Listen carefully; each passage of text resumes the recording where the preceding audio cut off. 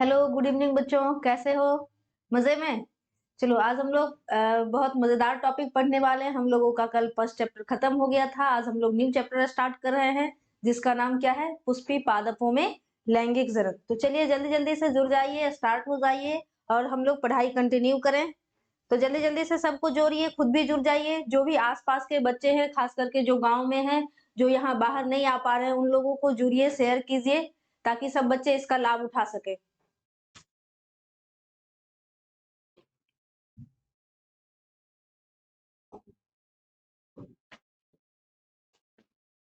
आ गए सब लोग? स्टार्ट किया जाए? रेडी? चलिए स्टार्ट करते हैं हम लोग। आज का हम लोगों का न्यू चैप्टर है, चैप्टर नंबर 2, जिसका नाम है पुष्पी पादपों में लैंगिक जनन, sexual reproduction in flowering plant.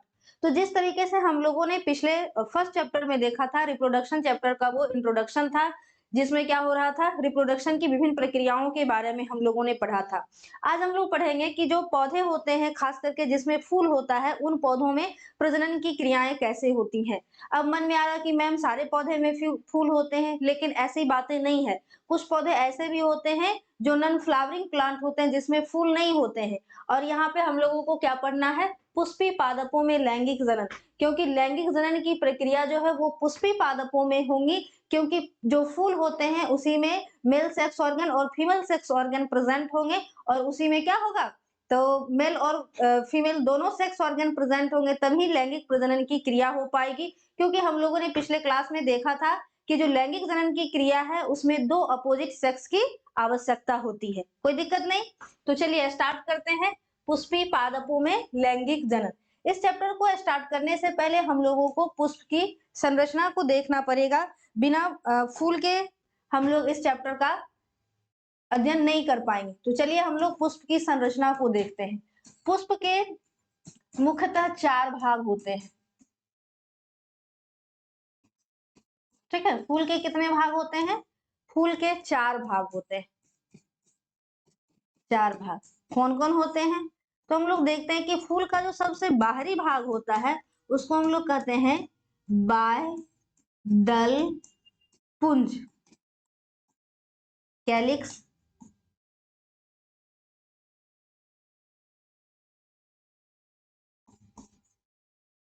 दूसरा हो गया दल पुंज, कॉरोला। तीसरा हो गया पुमंग, जिसको हम लोग पुंकेसर कहते हैं, इसको एंड्रोशियम भी कहते हैं। और चौथा हो गया जायांग या गाइनोशियम।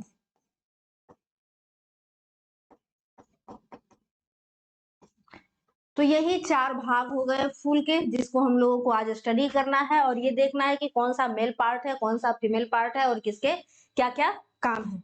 ठीक है, तो चलो देखते हैं हम लोग। ये हो गया हम लोगों का एक प्रारूपिक फूल हो गया, एक ट्रॉपिकल फ्लावर है, जिसमें जो हम लोग देखते हैं कि फूल का जो हरे कलर का जो पार्ट होता है, ग्रीनस टाइप का, इस तरीके से एक सा हम लोग फ्लावर का डायग्राम बना लेते हैं। और हम लोग देखते हैं फूल के नीचे में ग्रीनस पार्ट जो होता है, हरे हरे पत्तियों जैसा छोटा छोटा सा, उसको हम लोग बाह्यदल पुंज कहते हैं। ठीक है, उसके बाद हम लोग देखते हैं फ्लावर पे रंग बिरंगे पंखुड़ियां होती हैं।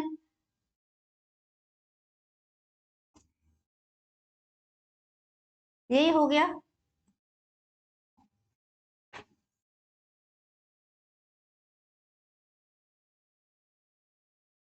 चलिए अब हम लोग इसके नाम को देख लेते हैं। तो सबसे बाहर में फूल का जो ग्रीनस पार्ट होता है वही हो गया बाह्यदल पुंज।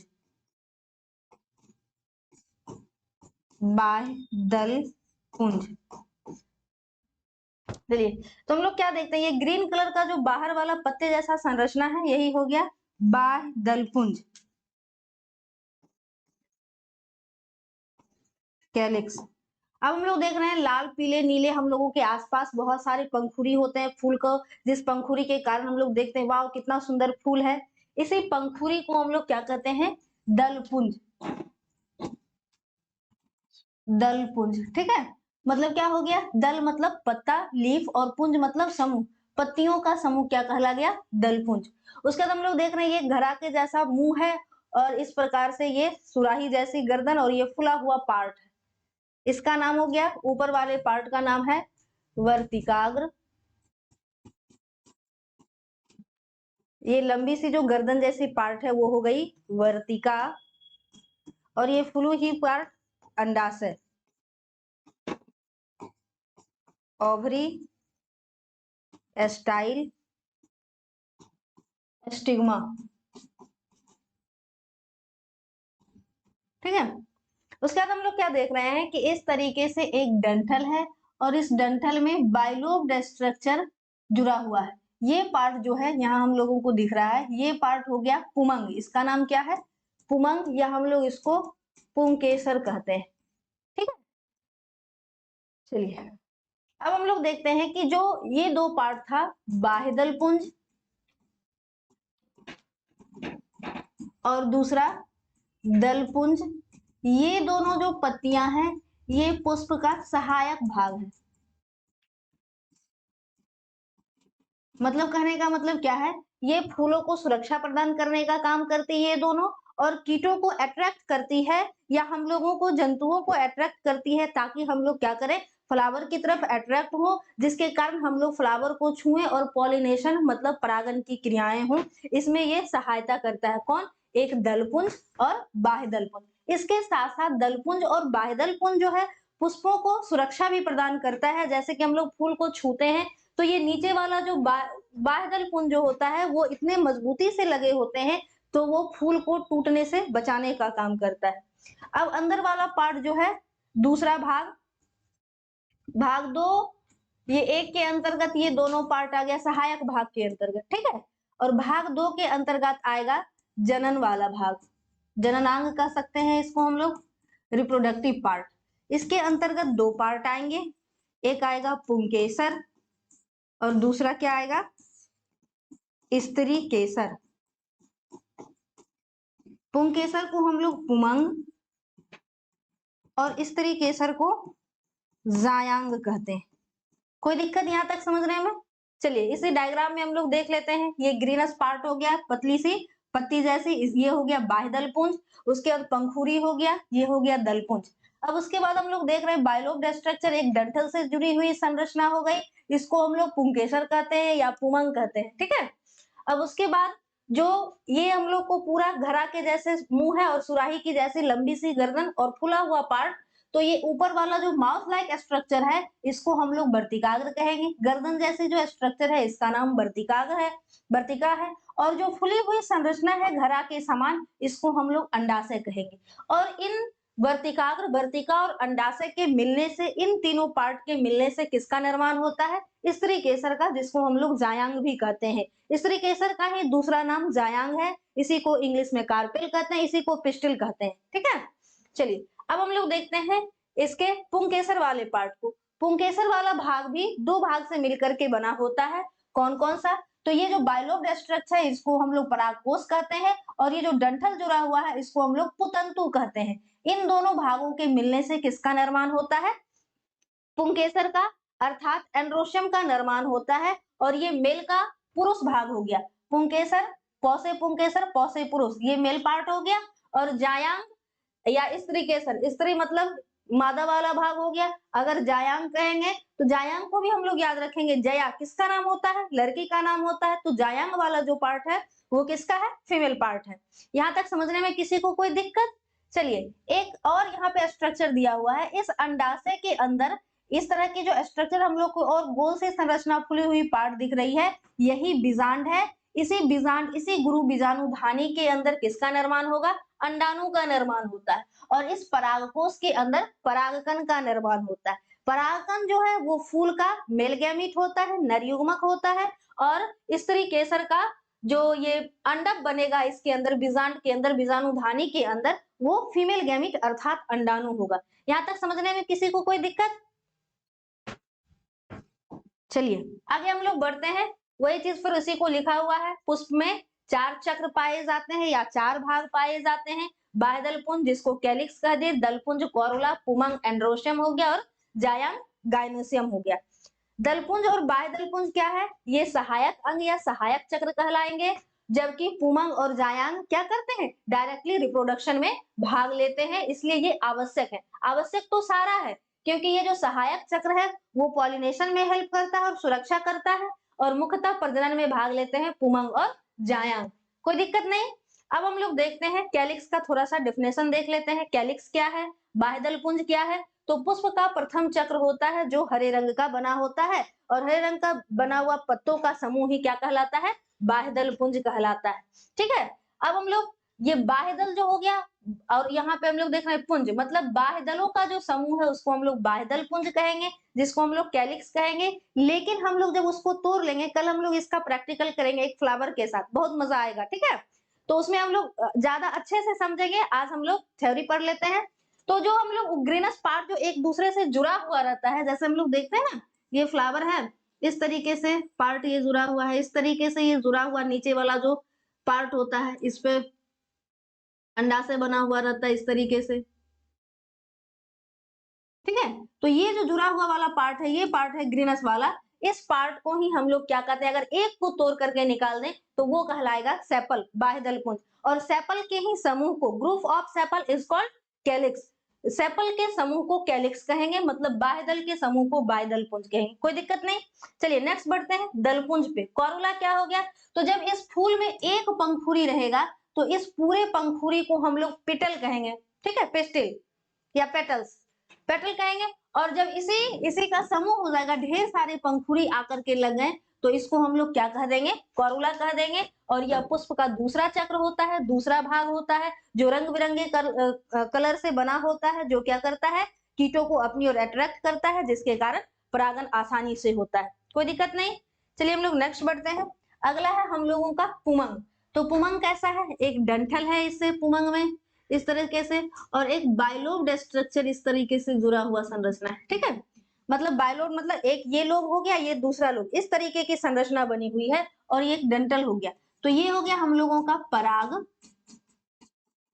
कोष, और ये क्या हो गया, पुतंतु, या इसको हम लोग तंतु भी कहेंगे।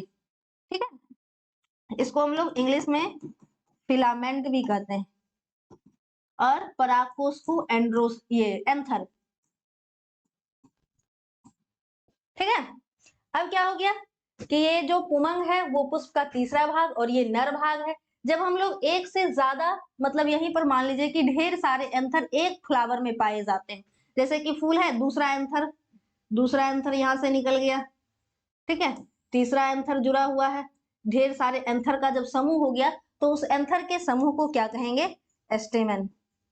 बात आई समझ में।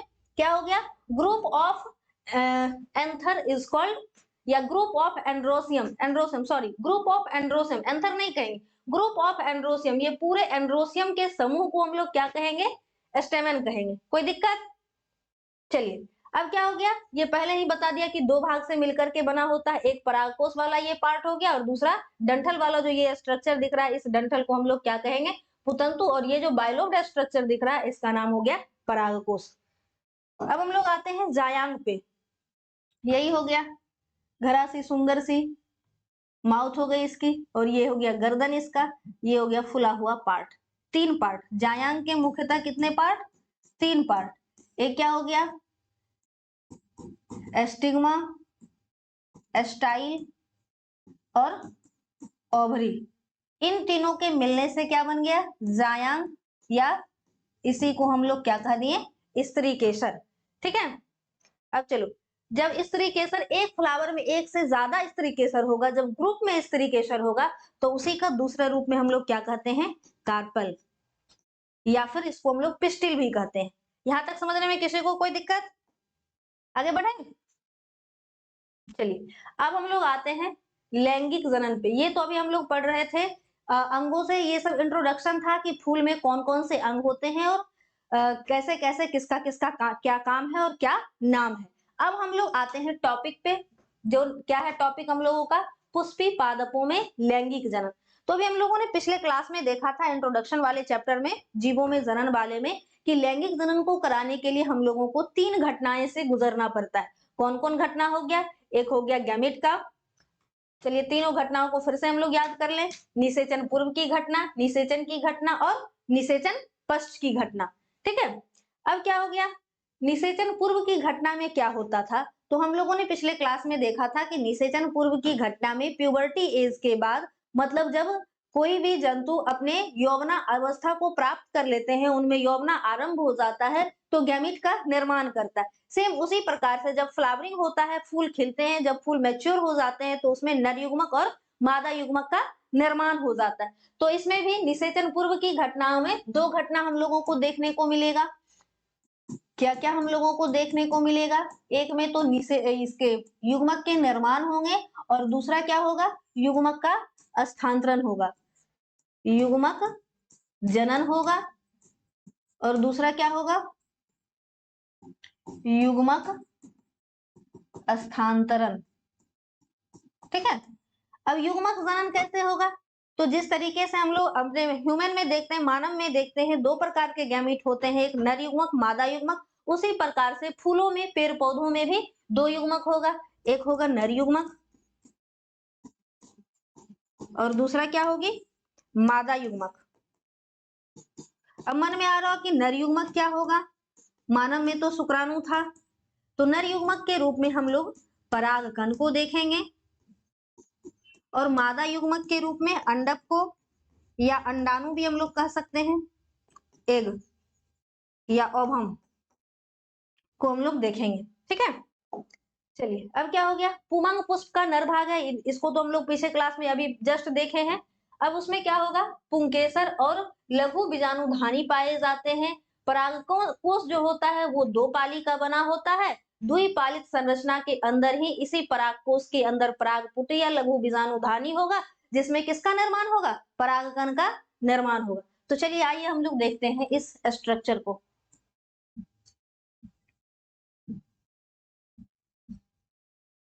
ये हो गया हम लोगों का क्या, पूरा पुंकेसर। ठीक है, जब हम लोग इस पुंकेसर को कट करते हैं तो हम लोगों को इस तरह की संरचना देखने को मिलती है। दो लोब संरचना थी, इसको हम लोग काटेंगे तो टेट्राड जैसी संरचना मिलेगी, टेट्राड। और ये संरचना इस तरीके से हम लोगों को देखने को मिलेगा जब हम लोग इसको माइक्रोस्कोप पर रखते हैं तब। ठीक है, इसी संरचना को हम लोग क्या कहते हैं, लघु बीजाणुधानी, या फिर इसको हम लोग इंग्लिश में बोलते हैं माइक्रो एस्पोरेंजियम। क्या हो गया, तो ये हो गया हम लोगों का टोटल क्या, पराग सॉरी पुंकेसर हो गया या पुमंग कहेंगे इसको। जब हम लोग इसको कट करते हैं तो हम लोगों को क्या देखता है, दो ऊपर और दो नीचे, इस तरह से हम लोगों को टेट्राड लोब मिलता है। इसको हिंदी में क्या कहेंगे, चतुष्कोणीय संरचना।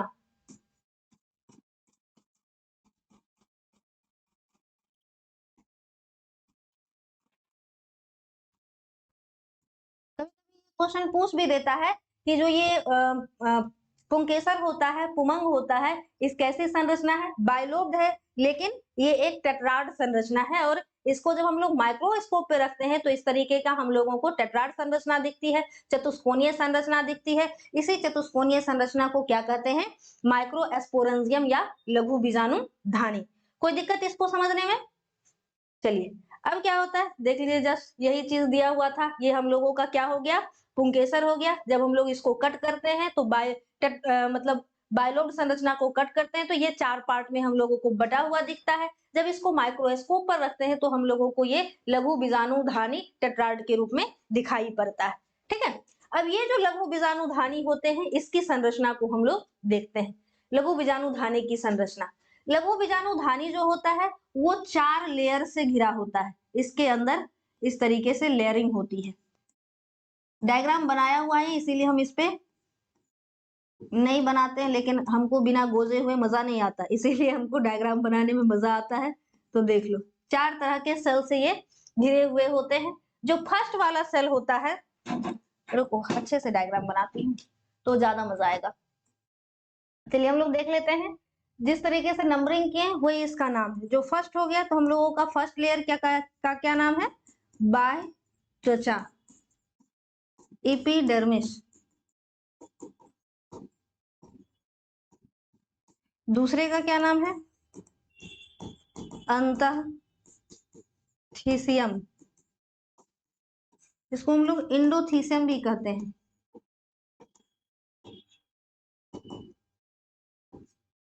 थर्ड लेयर का नाम है मध्य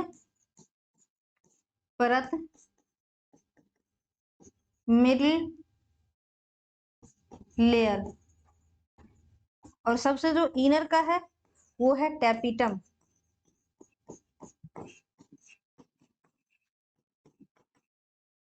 ठीक है, और इसी के अंदर जो है हम लोगों का प्यारा सा जो पोलन ग्रेन है उस पोलन ग्रेन का निर्माण होता है इसी टैपिटम वाले लेयर के अंदर। कैसे होता है वो सब चीज हम लोग देखेंगे।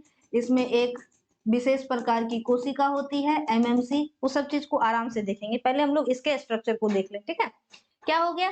तो इस तरीके से लघु बीजाणुधानी के धानी जो होते हैं वो 4 लेयर से मिलकर के बने होते हैं। पहला लेयर क्या हो गया? बाह्य त्वचा या इपिडर्मिस।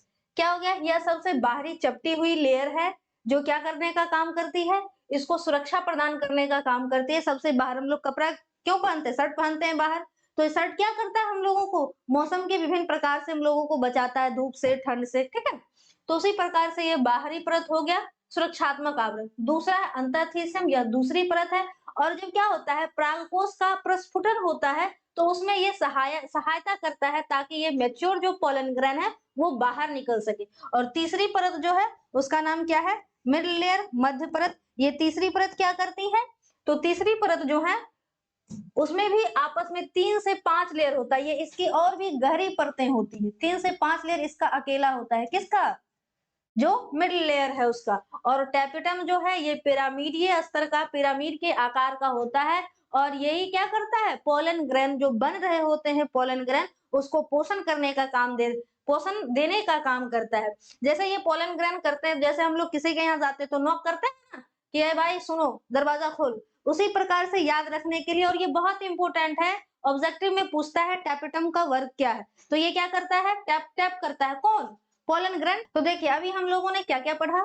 फूल के विभिन्न भागों के बारे में पढ़ा और लघु बीजाणुधानी के बारे में पढ़ा। एक बार हम लोग फिर से रिवाइज कर लेते हैं कि आप लोगों ने क्या क्या सीखा और क्या क्या याद है, रिवीजन हो जाए। तो फूल के टोटल कितने पार्ट हो गए? 4 पार्ट, जिसमें से एक सहायक पार्ट जिसके 2 भाग हो गए और एक प्रजनन का भाग हो गया। प्रजनन में हेल्प करने वाला जनन अंग हो गया। तो सहायक भाग के रूप में क्या हो गया? ग्रीन कलर का जो पदार्थ मतलब सबसे बाहर में पत्तियों का गुच्छा था जिसको हम लोग क्या कह दिए थे? बाह्य दलपुंज। और फिर रंग बिरंगी पंखुड़ी दलपुंज हो गया, एक पुंकेसर हो गया और एक स्त्री केसर हो गया। पुंकेसर क्या हो गया? तो पुरुष वाला भाग, स्त्री केसर मादा वाला भाग हो गया। पुंकेसर के भी 2 पार्ट हो गए, एक क्या हो गया? परागकोश और दूसरा क्या हो गया? पुतंतु, जिसको हम लोग फिलामेंट कहते हैं। और ये स्त्री केसर में हम लोग देखते हैं तो स्त्री केसर 3 भागों से मिलकर के बना होता है। कौन कौन हो गया?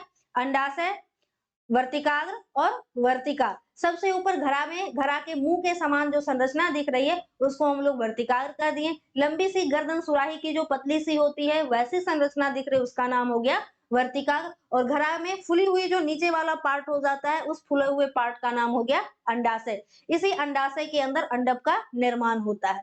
और पुंकेसर में जो परागकोश है उसी के अंदर परागकण का निर्माण होता है। परागकोश जो है एक कैसी संरचना है? बायलोब्ड संरचना है, द्विपालित संरचना है। जब हम लोग उसको बीच से कट करते हैं और उसको माइक्रोस्कोप पे रखते हैं तो उसके अंदर हम लोगों को एक टेट्राड स्ट्रक्चर दिखता है, जिस टेट्राड स्ट्रक्चर का क्या नाम हो गया? लघु बीजाणुधानी। लघु बीजाणुधानी के टोटल कितने लेयर हो गए? 4 लेयर हो गए। कौन कौन हो गया? चलो देख ही लेती हूँ कौन कौन सा हो गया। सबसे बाहर वाला जो लेयर हो गया उसका नाम, जिस तरीके से हम लोगों का बाहरी त्वचा का नाम क्या हो गया? इपिडर्मिस, उसी तरीके से इसका भी सबसे बाहर वाला जो पार्ट हो गया उस लेयर का नाम क्या हो गया? बाह्य त्वचा, जिसको हम लोग इपिडर्मिस कह दी। सेकंड लेयर का नाम अंतःथिसियम। और थर्ड लेयर जो 4 से 5 लेयर का बना होता है इसका नाम क्या हो गया? मिडिल लेयर या मध्य परत। सबसे जो आंतरिक लेयर है उसका नाम टैपिटम है। और यह सबसे मुख्य परत है जो क्या करता है? परागकोश को परागकण को क्या करता है? नरिशमेंट करने का काम करता है, भोजन देने का काम करता है। ठीक है, तो आज हम लोग इतना ही तक रखते हैं। नेक्स्ट क्लास में हम लोग देखेंगे कि परागकण कैसे बनता है, और कल हम लोग बहुत सुंदर सा एक प्रैक्टिकल भी करेंगे फ्लावर को लेकर के। तो आप लोग खुद भी जुड़िएगा, और जो भी भाई बहन दोस्त वगैरह है या जो गांव में रह करके पढ़ रहे हैं, उसको भी ज्यादा से ज्यादा शेयर कीजिएगा, लिंक भेजिएगा, ताकि वो भी प्रैक्टिकल कर सके और देख सके कि फ्लावर के अंदर क्या क्या पार्ट होता है। ठीक है, तो चलिए आज हम लोग यहीं पे स्टॉप करते हैं। थैंक यू, गुड नाइट, फिर मिलते हैं नेक्स्ट क्लास में।